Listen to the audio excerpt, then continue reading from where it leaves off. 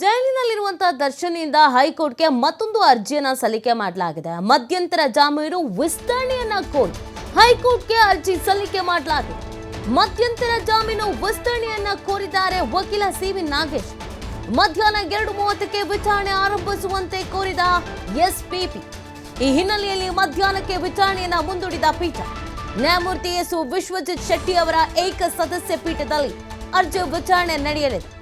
ಈಗಾಗಲೇ 6 ವಾರಗಳ ಮಧ್ಯಂತರ ಜಾಮೀನನ್ನ ಪಡೆದುಕೊಂಡು ಬಂದು ಹಾಸ್ಪಿಟಲ್ನಲ್ಲಿ ಟ್ರೀಟ್ಮೆಂಟ್ ಅನ್ನ ಪಡ್ಕೊಳ್ತಾ ಇದ್ದಾರೆ.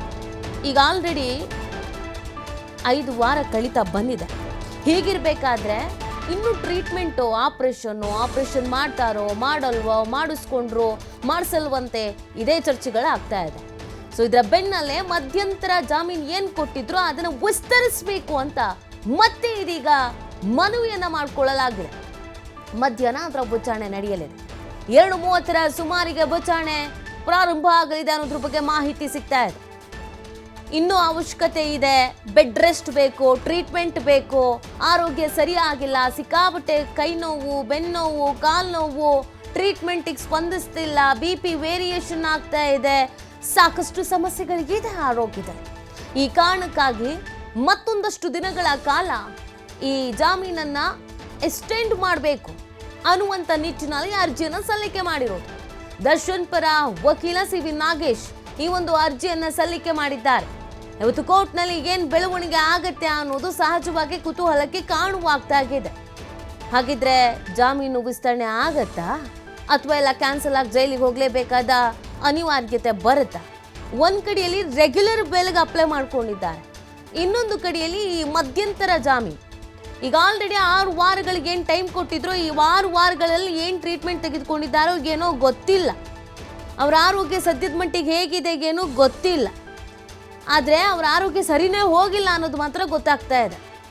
ಯಾಕಂದರೆ ಈ ಮಧ್ಯಂತರ ಜಾಮೀನು ಏನು ಕೊಟ್ಟಿದ್ದಾರೋ ಇದನ್ನು ಮತ್ತೊಂದಷ್ಟು ದಿನ ಎಕ್ಸ್ಟೆಂಡ್ ಮಾಡಬೇಕು ಅಂತ ಕೇಳ್ಕೊಳ್ತಾ ಇದ್ದಾರೆ.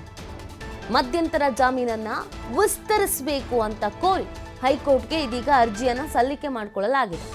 ಇವತ್ತೇ ವಿಚಾರಣೆ ನಡೆಸುವಂತೆ ಮನವಿಯನ್ನ ಮಾಡಿಕೊಂಡಿರೋದ್ರಿಂದ ಮಧ್ಯಾಹ್ನ 2:30ಕ್ಕೆ ವಿಚಾರಣೆ ಪ್ರಾರಂಭ ಆಗಲಿದೆ ಅನ್ನೋದ್ರ ಬಗ್ಗೆ ಮಾಹಿತಿ ಸಿಗ್ತಾ ಇದೆ. ನೋಡಿ, ಆಲ್ರೆಡಿ ದರ್ಶನ್ ಹಾಸ್ಪಿಟಲಿನಲ್ಲಿಯೇ ಇದ್ದಾರೆ, ಟ್ರೀಟ್ಮೆಂಟ್ ಅನ್ನು ತೆಗೆದುಕೊಳ್ತಾ ಇದ್ದಾರೆ. ಅವರಿಗೆ ತೀರಾ ಬ್ಯಾಕ್ ಪೇನ್ ಸಮಸ್ಯೆ ಇದ್ದಿದ್ರಿಂದ ಇಮಿಡಿಯೇಟ್ ಆಗಿ ಸರ್ಜರಿ ಆಗಲೇಬೇಕು, ಇಲ್ಲಾಂದ್ರೆ ಸ್ಟ್ರೋಕ್ ಆಗ್ಬಿಡುತ್ತೆ ಅಂತ ಹೇಳಿ ಅವರನ್ನ ಜಾಮೀನು ಕೊಡಿಸಿ ಕರ್ಕೊಂಡು ಬಂದು ಹಾಸ್ಪಿಟ್ಲಿಗೆ ಸೇರಿಸಿದ್ರು. ಆದರೆ BP ಅನ್ನೋ ಕಂಟ್ರೋಲಿಗೆ ಬರ್ತಿಲ್ವಂತೆ, ಸಿಕ್ಕಾಪಟ್ಟೆ ವೇರಿಯೇಷನ್ ಆಗ್ತಾ ಇದೆಯಂತೆ. ಅದಲ್ಲದೆ ಆಪ್ರೇಷನ್ ಆದರೆ ಇನ್ನೊಂದು 1000 ಸಮಸ್ಯೆ ಇದೆಯಂತೆ. ಹಾಗಾಗಿ ಅವರು ಯೋಚನೆ ಮಾಡ್ತಾ ಇದ್ರು.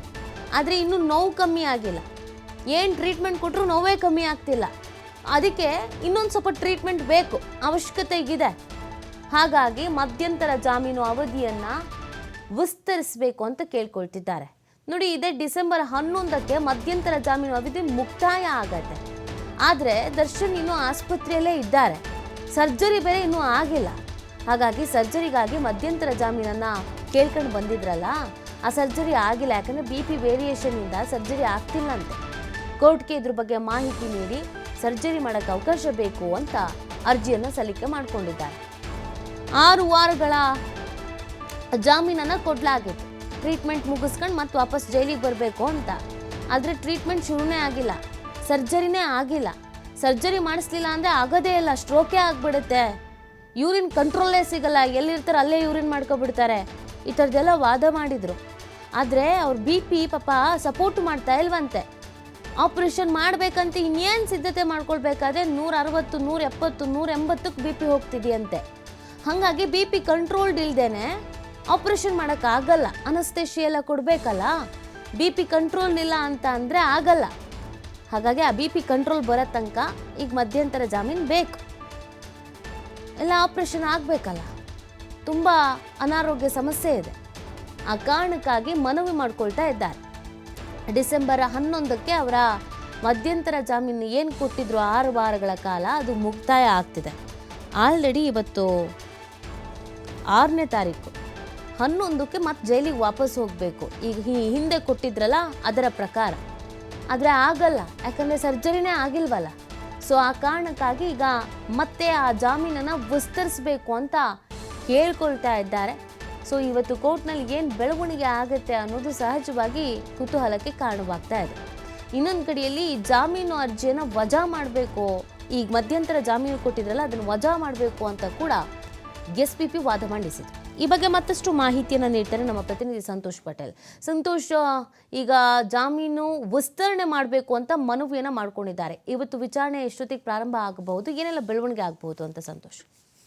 ಈಗಾಗಲೇ ದರ್ಶನ್ 6 ವಾರಗಳ ಕಾಲ ಮಧ್ಯಂತರ ಜಾಮೀನನ್ನ ಪಡ್ಕೊಂಡಿದ್ರು. ಆ ಮಧ್ಯಂತರ ಜಾಮೀನು ಇನ್ನೇನು ಮುಗಿಯುವ ಹಂತಕ್ಕೆ ಬಂದಿರುವಂತದ್ದು. ಈಗಾಗಲೇ ಕಳೆದ 4-5 ವಾರಗಳ ಕಾಲ ಆದ್ರೂ ಕೂಡ ಅವರು ಏನು ತುರ್ತು ಸರ್ಜರಿಯ ಹೆಸರಿನಲ್ಲಿ ಜಾಮೀನನ್ನ ಪಡ್ಕೊಂಡಿದ್ರು. ಆದ್ರೆ ತುರ್ತು ಸರ್ಜರಿ ಆಗಿಲ್ಲ. ಸರ್ಜರಿಯನ್ನ ಮಾಡದೇ ಇರ್ಲಿಕ್ಕೂ ಕೂಡ ಕೆಲವೊಂದಿಷ್ಟು ಕಾರಣಗಳನ್ನು ಕೂಡ ಕೊಟ್ಟಿರುವಂತ ನ್ಯಾಯಾಲಯಕ್ಕೆ. ಅಂದ್ರೆ ಅವರ ಆರೋಗ್ಯದ ದೇಹ ಸ್ಪಂದಿಸ್ತಾ ಇಲ್ಲ. ಸೊ ದೇಹ ಆ ಸರ್ಜರಿಗೆ ಸ್ಪಂದಿಸಿದಾಗ ಅಷ್ಟೇ ನಾವು ಸರ್ಜರಿಯನ್ನ ಮಾಡ್ಲಿಕ್ಕೆ ಆಗುವಂತದ್ದು. ಶುಗರ್ ಇರ್ಬೋದು, BP ಇರ್ಬೋದು, ಈ ರೀತಿಯಾಗಿ ಯಾವುದೇ ವೇರಿಯೇಷನ್ಗಳು ಆಗದ ರೀತಿಯಲ್ಲಿ ನೋಡ್ಕೊಂಡು ಅವರು ಸರ್ಜರಿಯನ್ನ ಮಾಡ್ಬೇಕಾಗತ್ತೆ. ಇಲ್ಲ ಅಂತ ಹೇಳಿದ್ರೆ ಅದರಿಂದ ಆಗುವಂತ ಎಫೆಕ್ಟ್ ಬೇರೆನೇ ಇರುತ್ತೆ. ಹೀಗಾಗಿ ಸರ್ಜರಿ ಮಾಡ್ಲಿಕ್ಕೆ ಆಗಿಲ್ಲ ಅನ್ನೋದ್ರ ಬಗ್ಗೆ ಈಗಾಗಲೇ ನ್ಯಾಯಾಲಯಕ್ಕೆ ಇವರೊಂದಿಷ್ಟು ವರದಿಯನ್ನು ಕೊಟ್ಟಿರುವಂತದ್ದು. ಈ ಹಿನ್ನೆಲೆಯಲ್ಲಿ ಇನ್ನೂ ಕೂಡ ದರ್ಶನ್ಗೆ BGS ಆಸ್ಪತ್ರೆಯಲ್ಲಿ ಚಿಕಿತ್ಸೆ ಮುಂದುವರಿಯುವಂತದ್ದು. ಇದೇ ಕಾರಣಕ್ಕಾಗಿ ಅದನ್ನ ಇಟ್ಕೊಂಡು ಒಂದು ವೈದ್ಯರ ವರದಿ ಏನಿರುತ್ತೆ, ಸೊ ಆ ವರದಿಗಳನ್ನ ಇಟ್ಕೊಂಡು ಒಂದು ಮಧ್ಯಂತರ ಜಾಮೀನು ಇಂಟ್ರಿಮ್ ಬೇಲ್ ಏನ್ ತೆಗೆದುಕೊಂಡಿದ್ರು ಅದನ್ನ ವಿಸ್ತರಣೆಯನ್ನ ಮಾಡ್ಲಿಕ್ಕೆ ಇವತ್ತು ಅರ್ಜಿಯನ್ನ ಹಾಕೊಂಡಿರುವಂತದ್ದು. ದರ್ಶನ್ ಪರ ವಕೀಲರಾಗಿರುವಂತ CV ನಾಗೇಶ್ ಅವರು ಈ ಅರ್ಜಿಯನ್ನ ಹಾಕಿರುವಂತದ್ದು. ಸೊ ಅಂದ್ರೆ ಮುಂದಿನ ದಿನಗಳಂದ್ರೆ ಇನ್ನೂ ಒಂದಿಷ್ಟು ಸಮಯಾವಕಾಶ ಬೇಕಾಗ್ಬೋದು. ಅಂದ್ರೆ ಅವ್ರಿಗೆ ಸರ್ಜರಿ ಆಗುವ ತನಕ, ಇಲ್ಲ ಅವರು ಈ ಬಳಲುತ್ತಿರುವಂತಹ ಕಾಯಿಲೆಯಿಂದ ಗುಣಮುಖರಾಗುವ ತನಕ ಒಂದು ಇಂಟ್ರೀಮ್ ಬೇಲ್ ಇದೆ, ಮಧ್ಯಂತರ ಬೇಲ್, ಅದನ್ನ ನೀವು ವಿಸ್ತರಣೆಯನ್ನ ಮಾಡ್ಕೊಳ್ಬೇಕು ಅಂತ ಹೇಳಿ ಮನವಿಯನ್ನ ಮಾಡ್ಕೊಂಡಿರುವಂತದ್ದು. ಸೊ ಇದಕ್ಕೆ ಆಕ್ಷೇಪಣೆಯನ್ನ ಸಲ್ಲಿಕೆ ಮಾಡ್ಲಿಕ್ಕೆ ಏನು ಪ್ರಸನ್ನ ಕುಮಾರ್ ಅವರು ಕೂಡ ಸಮಯಾವಕಾಶವನ್ನು ಕೇಳಿದ ಹಿನ್ನೆಲೆಯಲ್ಲಿ ಮಧ್ಯಾಹ್ನ 2:30ಕ್ಕೆ ಅರ್ಜಿಯ ವಿಚಾರಣೆಗೆ ಬರುವಂತದ್ದು.